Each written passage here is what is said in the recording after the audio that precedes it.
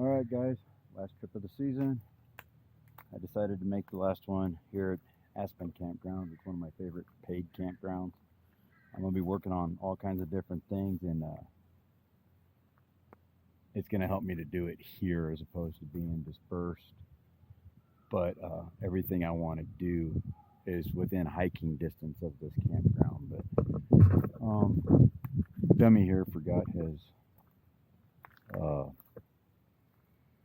adapter he needed for this camera for the microphone, so audio is going to be what the audio is going to be.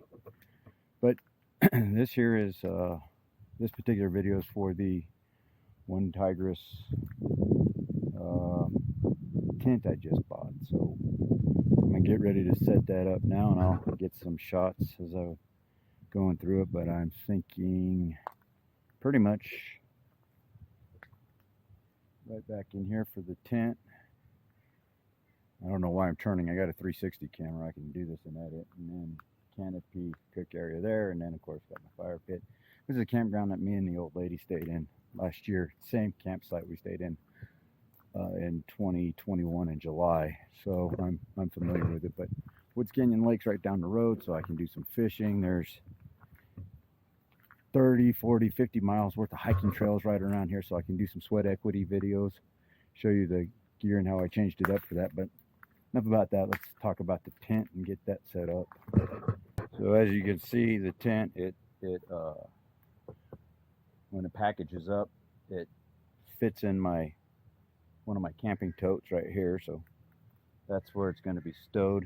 It's going to be a good weekend for it, actually. I mean, it's been raining up here every afternoon. It's going to rain today. There's a chance of rain today, tomorrow, and then a big chance on Saturday. So I'm going to find out if this tent's going to work before I put my family underneath it. If it doesn't work, I do have my Kelty Outback that I've been using for the last 4 years. So I do have something else to put up in case this turns out to be a pile of garbage. All right, guys. So it looks like what this tent comes in. By the way, this is the Onetigris Homestead tent. And out of the package, it comes with 14 aluminum tent stakes, 10 guy lines with pitcheners, 2 tent poles, and then over here,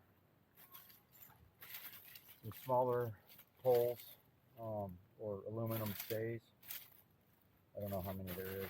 Let's see. It looks like there's 4 of them. So for $159, you get a 13-foot by 6-foot wide tent, and this is everything that comes with it.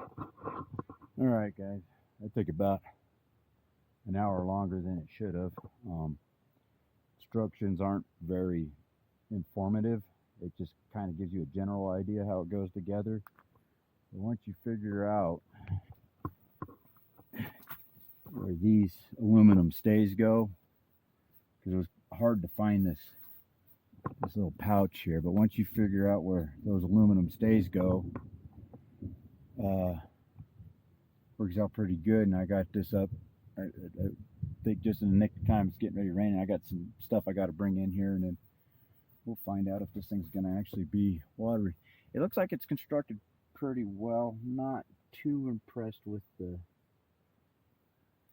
I guess you'd call it a double stitch, but to me that's a single stitch on 2 sides.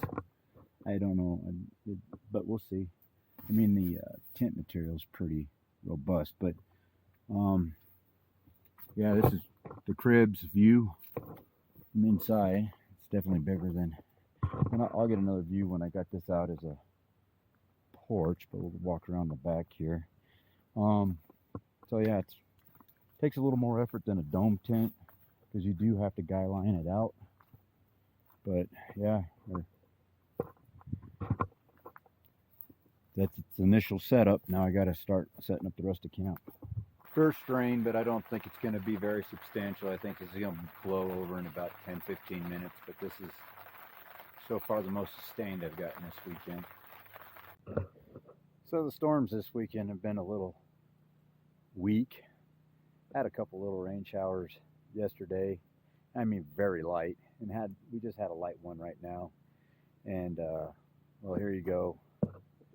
As you can see, this is the Homestead tent in the open configuration with the little awning open. I'm gonna go inside and kind of take a look, see if we got any moisture in here from this last little rainstorm. And it's looking like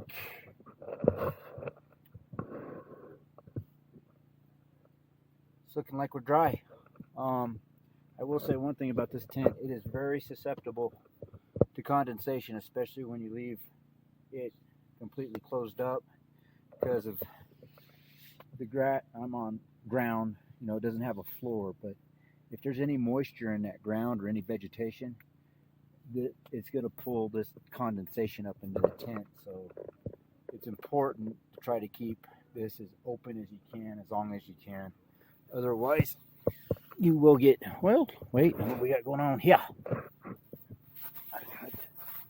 got some puddling. Where's that coming from? Ooh, got some puddling right there. Off of that light little rainstorm. Where's that coming from? I think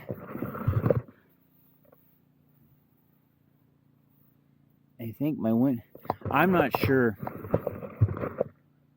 That could be just a result of condensation. Because it does at night. I had this door open last night, and up here, even with that completely open and the two windows, that had quite a bit of condensation on it, but I don't see any on the other side. So my guess is I have got possibly a leaky window. We'll have to see if it rains again and then come in here and take a look. So I'm going to dry that up. Whoops. Sorry. I'm going to dry that up, and if it rains again, I will come in here and see. But my suspicion is I've got a leak right here in the seam somewhere. Because if it was condensation, you would think I'd have it on the other side too. But it looks like I got a leaky window over here, and if I can find the leak, I can possibly fix it. But, oh, starting to rain again. Let's see what happens.